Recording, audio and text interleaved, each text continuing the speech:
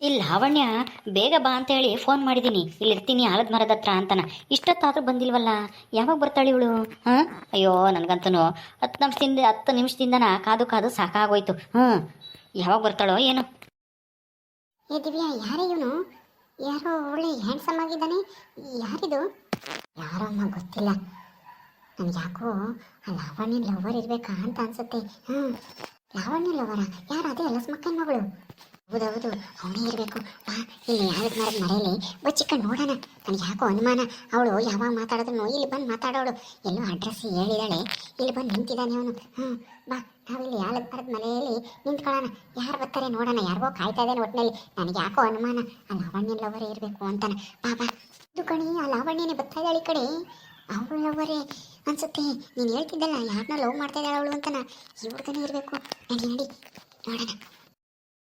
ಆಯ್ ಲಾವಣ್ಯ, ಅಯ್ಯೋ ಎಷ್ಟೊತ್ತಂತ ಕಾಯೋದು, ಬೇಗ ಬರ್ಬೇಕು ತಾನೆ? ಅಯ್ಯೋ, ನೀನ್ ಯಾಕೋ ಇಲ್ಲಿಗೆ ಬಂದೆ? ನಾನು ಬರಬೇಡ ಅಂತ ಹೇಳ್ದಂಗೆಲ್ಲನ ಬಂದು ನನಗೆ ಒಳ್ಳೆ ಹಿಂಸೆ ಕೊಡ್ತೀಯಲ್ಲ. ಯಾರಾದ್ರೂ ನೋಡಿದ್ರೆ ಕಷ್ಟ ನಮ್ಮೂರವರು. ಯಾಕೆ ಬಂದೆ ಇಲ್ಲಿಗೆ? ನಿನ್ಗೊಂದು ಸರ್ಪ್ರೈಸ್ ಆಗಿ ವಿಷಯ ಹೇಳ್ಬೇಕು ಅಂತ ಹೇಳಿದ್ನಲ್ವಾ, ಅದಕ್ಕೆ ಹೇಳಿ ಹಂಗೆ ನೀನು ನೋಡ್ಕೊಂಡು ಮಾತಾಡ್ಸ್ಕೊಂಡು ಹೋಗೋಣ ಅಂತ ಬಂದೆ ನಾವು. ಓ, ಅದೇನು ವಿಷಯ? ಏನು ಡೈರೆಕ್ಟಾಗಿ ಭೇಟಿ ಮಾಡಿ ಹೇಳ್ಬೇಕಾಗಿತ್ತ? ಫೋನಲ್ಲೇ ಹೇಳು ಅಂದ್ರೆ ಅದೇನು ಅಂತನ ಹೇಳ್ಬಾರ್ದಾಗಿತ್ತ? ಏನದು? ಏನು ವಿಷಯ? ಏನೂ ಇಲ್ಲ, ನನಗೆ ಒಂದು ಕೆಲಸ ಸಿಕ್ಕಿದೆ. ಅದಕ್ಕೆ ಇಲ್ಲೇನೆ ಟೌನ್ ಹತ್ರ ಒಂದು ಫ್ಯಾಕ್ಟ್ರಿಲಿ ಸೂಪರ್ವೈಸರ್ ಆಗಿ ತಗೊಂಡಿದ್ದಾರೆ. ಅದನ್ನೇ ಹೇಳೋಣ ಅಂತ ಬಂದೆ. ಹಂಗೋ ಸ್ವೀಟ್ ತೊಗೊಂಡೋಗೋಣ ಅಂದ್ಕೊಂಡೆ. ಸ್ವೀಟ್ ಗೀಟ್ ಎಲ್ಲ ನೀನು ತಿನ್ನಲ್ಲ, ತಿರ್ಗೆ ತೊಗೊಂಡೋಗಲ್ಲ, ಸುಮ್ಮನೆ ಯಾಕೆ ವೇಸ್ಟ್ ಮಾಡೋದು ಅಂತನ ಹಂಗೆ ಬಂದೆ. ಸ್ವೀಟ್ ತೊಗೊಂಬ ಅಂದರೆ ಈಗಲೇ ಹೋಗಿ ತೊಗೊಂಬರ್ತೀನಿ. ನೋಡ್ದೆ ನಿಮ್ಮದು ಈ ಲಾವಣ್ಯ ಈ ಹುಡುಗನ ಲವ್ ಮಾಡ್ತಾ ಇರೋದು. ಇವನ ಹೆಸರು ಏನು ಗೊತ್ತಾಗಲಿಲ್ವಲ್ಲ. ಏನು ನೋಡೋಣ ಇರು. ಏನು ಹೆಸರು, ಏನು ಕೆಲಸ, ಏನು ಎತ್ತ ಅಂತಾನ. ಹೌದೇನು, ಕೆಲಸ ಸಿಕ್ತಾ? ವಾವ್, ತುಂಬಾ ಒಳ್ಳೆದಾಯ್ತು. ಈ ಸಂಬಳ ಎಷ್ಟು? ನಿಮ್ಮ ಅಪ್ಪ ಅಮ್ಮ ಕೆಲ್ಸಕ್ಕೆ ಹೋಗಕ್ಕೆ ಹೇಳಿದ್ರಾ? ಬೇಡ ಅಂತಾರೆ, ಮನೇಲೇ ಇದ್ದು ಗೌರ್ಮೆಂಟ್ ಜಾಬ್ಗೆ ಟ್ರೈ ಮಾಡು ಅಂತ ಹೇಳ್ತಾರೆ ಅಂತ ಹೇಳ್ತಿದ್ದೆ.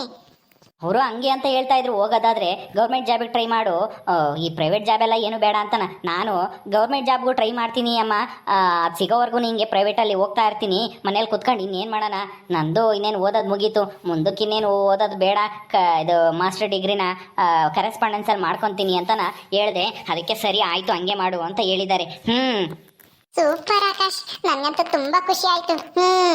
ಆದ್ರೆ ನೀನ್ ಇಲ್ಲಿಗೆ ಬಂದಿರೋದು ನನಗಂತೂ ಸಿಟ್ಟು ಬರ್ತಾ ಐತೆ. ಯಾರಾದ್ರೂ ನೋಡಿದ್ರೆ ಕಷ್ಟ. ನೀನು ಹೋಗು ಇಲ್ಲಿಂದ ಮುಂಚೆ. ಫೋನಲ್ಲಿ ಹೇಳಿದ್ರೆ ಆಗ್ತಾ ಇತ್ತಪ್ಪ.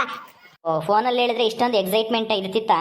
ನಿನ್ಗೆ ಎಷ್ಟು ಖುಷಿ ಆಯ್ತು ಹೇಳು. ನಾನು ನೋಡಿ ತುಂಬ ಖುಷಿ ಆಯ್ತು ತಾನೇ? ನನಗೂ ಅಷ್ಟೇ ನೀನು ನೋಡಬೇಕು ಅಂತ ಆಸೆ ಆಯಿತು. ಕಾಲೇಜ್ ಬಿಟ್ಟಾಗಿಂದ ನೋಡೇ ಇರಲಿಲ್ಲ, ನೀನು ಬರ್ತಾ ಇರಲಿಲ್ಲ, ನನ್ನೂ ಬರೋಕ್ಕೆ ಬಿಡ್ತಾ ಇರಲಿಲ್ಲ. ಅದಕ್ಕೆ ನಾನು ಸರ್ಪ್ರೈಸಿಂಗ್ ಆಗಿರಲಿ ಅಂತ ಇಲ್ಲಿಗೆ ಬಂದು ನಿನಗೆ ಫೋನ್ ಮಾಡಿದ್ದು. ಹೇಗಿತ್ತು ನನ್ನ ಸರ್ಪ್ರೈಸು? ಅಯ್ಯೋ, ತುಂಬಾ ಚೆನ್ನಾಗಿತ್ತು. ಆದ್ರೆ ನನಗೆ ಭಯ ಆಗ್ತಿದೆ. ನಮ್ಮ ಅತ್ತೆ ಮಾವ ಬೇರೆ ಬಂದಿದ್ರು, ಮದ್ವೆ ಮಾಡ್ಕೊಡ್ರಿ ಅಂತನ. ಅದಕ್ಕೆ ಆದಷ್ಟು ಬೇಗ ನಮ್ಮ ಮನೇಲಿ ನಿಮ್ಮ ಮನೇಲಿ ಎಲ್ರೂ ಒಪ್ಪಿಸ್ಬೇಕು ಮದ್ವೆಗೆ. ನಮ್ಮ ಅತ್ತೆ ಬೇರೆ ಬ್ಲಾಕ್ ಮೇಲ್ ಮಾಡ್ತಾ ಇದ್ದಾರೆ ನಮ್ಮ ಅಪ್ಪನ. ಏನೋ ಆಸ್ತಿಲಿ ಭಾಗ ಕೇಸ್ ಹಾಕ್ತೀನಿ, ನಿನ್ ಮಗಳು ನನ್ನ ಮಗು ಕೊಡ್ದಿದ್ರೆ ಹಂಗೆ ಹಿಂಗೆ ಅಂತನ ಹೇಳ್ತಾ ಇದಾರೆ. ನಮ್ಮ ಅಪ್ಪ ಬೇರೆ ಯಾಕೋ ಸ್ವಲ್ಪ ಡಲ್ ಆಗಿದ್ದಾರೆ ಈಗ. ಮೊದ್ಲು ನಿನ್ನಿಷ್ಟ, ನೀನ್ ಹೆಂಗೆ ಆಗ್ತೀಯ, ಇಷ್ಟಪಟ್ರೆ ಮದ್ವೆ ಮಾಡೋಣ, ಇಲ್ಲಾಂದ್ರೆ ಏನು ಬೇಡ ಅಂತ ಹೇಳ್ತಾ ಇದ್ರು. ಈಗ ಯಾಕೋ ಆಸ್ತಿ ವಿಚಾರ ಬಂದಾಗ ನಮ್ಮ ಅಪ್ಪನೂ ಯಾಕೋ ಒಂದ್ ಸ್ವಲ್ಪ ನಮ್ಮ ಅತ್ತೆ ಮಗುಗೆ ಕೊಟ್ಟು ಮದುವೆ ಮಾಡೋಣ ಅನ್ನೋ ಸ್ಟೇಜ್ ಅಲ್ಲಿ ಇದ್ದಾರೆ. ಅವ್ರ ಆತರ ನನಗೆ ಹೇಳೋ ಮೊದ್ಲು ನಾವು ಮನೇಲಿ ವಿಷಯ ಹೇಳ್ಬೇಕು. ಬೇಗ ನಿಮ್ಮ ಅಪ್ಪ ಅಮ್ಮನ ಹತ್ರ ಮಾತಾಡ್ತೀಯಾ? ಹೌದಾ? ಅಯ್ಯೋ, ಆ ಥರ ಎಲ್ಲ ಮಾಡಿಬಿಟ್ಟಿಯಾ? ಯಾವುದೇ ಕಾರಣಕ್ಕೂ ಒಪ್ಕೊಂಬಕ್ಕೆ ಹೋಗ್ಬೇಡ ನಿಮ್ಮ ಅತ್ತೆ ಮಗನ್ನ. ನಾನು ನಿನಗೋಸ್ಕರ ಎಷ್ಟು ಕಷ್ಟಪಡ್ತಾ ಇದ್ದೀನಿ, ಕೆಲಸ ತೊಗೊಂಡಿದ್ದೀನಿ, ನಮ್ಮ ಅಪ್ಪ ಅಮ್ಮನೂ ಒಪ್ಪಿಸ್ಬೇಕು ಅಂತ ನಾನು ಟ್ರೈ ಮಾಡ್ತಾ ಇದ್ದೀನಿ. ನೀನು ನಿಮ್ಮ ಅಪ್ಪನಿಗೆ ಹೇಳ್ಬಿಡು ನನಗೆ ಅವ್ನು ಇಷ್ಟ ಇಲ್ಲ ಅಂತನ. ಇನ್ನೂ ಸ್ವಲ್ಪ ದಿನ ಲೇಟ್ ಆದರೂ ಪರವಾಗಿಲ್ಲ, ನಾವೆರಡು ಮನೇಲಿ ಒಪ್ಪಿಸಿ ಮದುವೆ ಆಗೋಣ. ಆಯಿತಾ? ನಮ್ಮ ಮನೇಲಿ ಒಪ್ಪಿಸ್ತೀನಿ ಮೊದಲು, ನೋಡೋಣ. ಆಮೇಲೆ ಒಪ್ಪಿದ್ಮೇಲೆ ನಿಮ್ಮ ಅಪ್ಪ ಅಮ್ಮನ ಹತ್ರ ಮಾತಾಡೋಕ್ಕೆ ಕರ್ಕೊಬರ್ತೀನಿ ನಾನೇನೆ. ಪ್ಲೀಸ್, ಹಂಗೆಲ್ಲ ನಿಮ್ಮ ಅಪ್ಪ ಬಲವಂತ ಮಾಡಿದ್ರು ಅಂತ ನಿಮ್ಮ ಅತ್ತೆ ಮಗನೇನಾದರೂ ಒಪ್ಕೊಂಡು ಮದುವೆ ಆದರೆ ಅಷ್ಟೇ, ನಾನಂತೂ ಜೀವ ಸಹಿತ ಇರಲ್ಲ, ಸತ್ತೋಗ್ಬಿಡ್ತೀನಿ. ಏನಂದ್ರೆ? ಅಯ್ಯೋ, ಆತರ ಮಾತಾಡ್ಬೇಡ. ಏನ್ ಮಾತಾಡ್ತಾ ಇದೀಯ ನೀನು? ಸಾಯೋ ಮಾತಾಡೋದೆ ಅಷ್ಟೇ ನೋಡು. ನನಗೆ ಸಿಟ್ಟು ಬಂದ್ಬಿಡುತ್ತೆ. ಅಲ್ಲ, ಏನೇ ಬಂದ್ರು ಧೈರ್ಯವಾಗಿ ಎದುರಿಸ್ಬೇಕು ಅಂತಾನ ಹೇಳ್ಕೊಟ್ಟವನೇ ನೀನು. ಅಂತದ್ರಾಗೆ ಸಾಯೋ ಮಾತಾಡ್ತಾ ಇದೆಯಲ್ಲ, ಬಿಡ್ತು ಅನ್ನೋ ಹಂಗೆಲ್ಲ ಮಾತಾಡ್ಬಾರ್ದು. ಜೀವನದಲ್ಲಿ ಏನ್ ಬರುತ್ತೋ ಅದನ್ನೆಲ್ಲ ಎದುರಿಸ್ಕೊಂಡು ಹೋಗ್ಬೇಕು ಅಂತ ನನಗೆ ಹೇಳ್ದವನೇ ನೀನು. ಅಂತವನು ನೀನಿವತ್ತು ಸಿಗದಿದ್ರೆ ಸಾಯ್ತೀನಿ ಅಂತಿದ್ಯಾ? ಅಕಸ್ಮಾತ್ ನನ್ನ ಏನಾದ್ರೂ ಹೆಚ್ಚು ಕಮ್ಮಿ ಆಯ್ತಪ್ಪ, ನಾನು ನಮ್ಮ ಅತ್ತೆ ಮಗನೇ ಮದುವೆ ಆಗ್ಬೇಕಾಗಿ ಬಂತು, ಅವಾಗ ಏನ್ ಮಾಡ್ತೀಯ?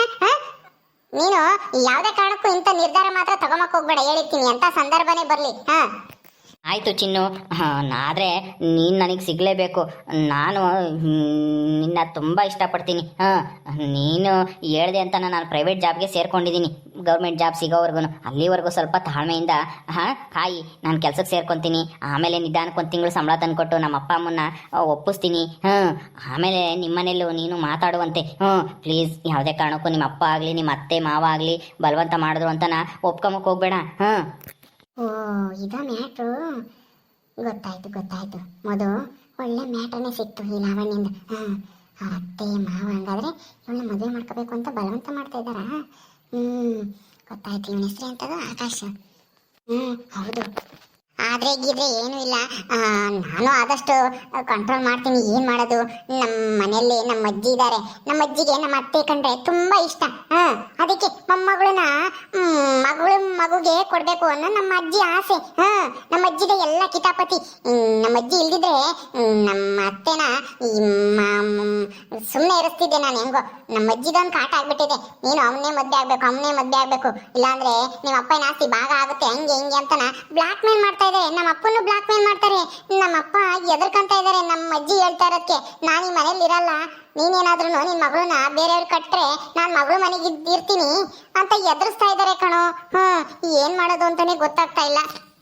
ಸರಿ ಆಯ್ತು ಬಿಡು, ನೀನೇನ್ ತಲೆ ಕೆಡ್ಸ್ಕೊಂಬಕ್ ಹೋಗ್ಬೇಡ, ನೋಡೋಣ. ಸರಿ, ಈಗ ನೀನು ಹೊರಡು, ಟೈಮ್ ಆಯ್ತು. ಯಾರಾದ್ರೂ ಬಂದ್ರೆ ಕಷ್ಟ. ಸರಿ ಆಯಿತು, ಹೋಗ್ತೀನಿ. ನೀನು ಮಾತ್ರ ಯಾವುದೇ ಕಾರಣಕ್ಕೂ ಮದುವೆಗೆ ಮಾತ್ರ ಒಪ್ಕೊಂಬಕ್ಕೆ ಹೋಗ್ಬೇಡ. ಆಯ್ತಾ? ಸ್ವಲ್ಪ ದಿನ ವೆಯ್ಟ್ ಮಾಡು ಲಾವಣ್ಯ. ಆಯ್ತು ಕಣೋ ಆಕಾಶ್, ವೆಯ್ಟ್ ಮಾಡ್ತೀನಿ. ಇನ್ನು ಆದಷ್ಟು ಬೇಗ ನಿಮ್ಮ ಮನೇಲಿ ಒಪ್ಪಿಸು. ಇನ್ನೂ ಒಂದು ತಿಂಗಳು ಕಾಯ್ಬೇಕಲ್ಲ. ಅಯ್ಯೋ, ಅಷ್ಟೊತ್ತಿಗೆ ನಮ್ಮ ಅತ್ತೆ ಮತ್ತೆ ಬರ್ತಾಳ್ರೋ ಏನೋ. ನಮ್ಮ ಅಜ್ಜಿ ಬೇರೆ ದಿನ ಒಂದು ಟಾರ್ಚರು. ನಾನು ಎಲ್ಲಾದ್ರೂ ಕೆಲ್ಸಕ್ಕೆ ಸೇರ್ಕೊಂಡ್ಬಿಡ್ಲಾ ಅನ್ಸುತ್ತೆ. ಮನೆಗೆ ಹೋದ್ರೆ ಸಾಕು, ಮದುವೆ ಆಗ್ತೀಯನಮ್ಮ ನನ್ನ ಮೊಮ್ಮಗುನ ಅಂತ ಕೇಳ್ತಲೇ ಇರ್ತಾರೆ ನಮ್ಮ ಅಜ್ಜಿ. ನನಗಂತೂ ಮನೆಗೆ ಹೋಗೋಕ್ಕೆ ಇಷ್ಟ ಆಗಲ್ಲ. ಅದಕ್ಕೆ ದೇವಸ್ಥಾನ ಅಲ್ಲಿ ಇಲ್ಲಿ ಫ್ರೆಂಡ್ ಮನೆಗಳಲ್ಲಿ ಟೈಮ್ ಪಾಸ್ ಮಾಡ್ತೀನಿ. ಟೈಮೇ ಹೋಗ್ತಾ ಇಲ್ಲ. ಏನಾದ್ರೂ ಕೆಲ್ಸಕ್ಕೆ ಸೇರೋಣ ಅಂತ ನನಗೂ ಯಾವ್ದಾದ್ರು ಒಂದು ಕೆಲಸ ನೋಡ್ತೀಯಾ? ಸುಮ್ಮನೆ ಕೆಲ್ಸಕ್ಕೆ ಬಂದ್ಬಿಟ್ರೆ ಈ ಮನೇಲಿ ಟೆನ್ಷನ್ ಇರಲ್ಲ ನಮ್ಮ ಅಜ್ಜಿದು. ಸರಿ ಆಯಿತು, ನೋಡೋಣ. ನಮ್ಮ ಫ್ಯಾಕ್ಟ್ರಿಲಿ ಏನಾದ್ರೂ ಕೆಲಸ ಇದ್ದರೆ, ರಿಸೆಪ್ಷನ್ ಕೆಲಸ ಏನೋ ಖಾಲಿ ಇದೆ ಅಂತ ಹೇಳ್ತಾ ಇದ್ರು. ನೋಡೋಣ, ಹೇಳ್ತೀನಿ. ಯಾವುದಕ್ಕೂ ಕೇಳಿಬಿಟ್ಟು. ನಾನೇ ಇನ್ನೂ ಕೆಲಸಕ್ಕೆ ಸೇರಿ 2 ದಿವಸ ಆಗೈತೆ ಅಷ್ಟೇನೆ. ಇನ್ನೂ ಸರಿ ಆಯ್ತು, ಹೊರಡು ನೀನು ಬೇಗ. ನಮ್ಮಮ್ಮ ಕಾಯ್ತಾ ಇರ್ತಾರೆ. ಇಲ್ಲೇ ದೇವಸ್ಥಾನ ಹತ್ರ ಹೋಗಿ ಬರ್ತೀನಿ ಅಂತ ಹೇಳಿದೆ. ಹೋಗು ಬೇಗ. ಏನು ಲಾವಣ್ಯ, ಇಲ್ಲಿವರೆಗೂ ಬಂದಿದ್ದೀನಿ, ಏನೂ ಇಲ್ವಾ? ಒಂದು ಕಾಪಾಡ್ಕೊಂಡು ಬಿಡ್ತೀನಿ ಅಷ್ಟೇ, ಏನೂ ಇಲ್ವಾ ಅಂತೆ. ಸುಮ್ಮನೆ ಹೋಗು, ಇದು ಪಬ್ಲಿಕ್ ಪ್ಲೇಸು, ಏನೂ ಇಲ್ಲ. ಸುಮ್ಮನೆ ಹೋಗು ಬೇಗ. ಸರಿ ಆಯಿತು, ಬಾಯ್. ಬಾಯ್, ಬೇಗ ಹೋಗು. ನೋಡ್ದೇನಿ ದಿವ್ಯಾ, ಒಳ್ಳೆ ಹುಡುಗನೇ ಪಟಾಯಿಸೋಳೆ ಈ ಲಾವಣ್ಯ.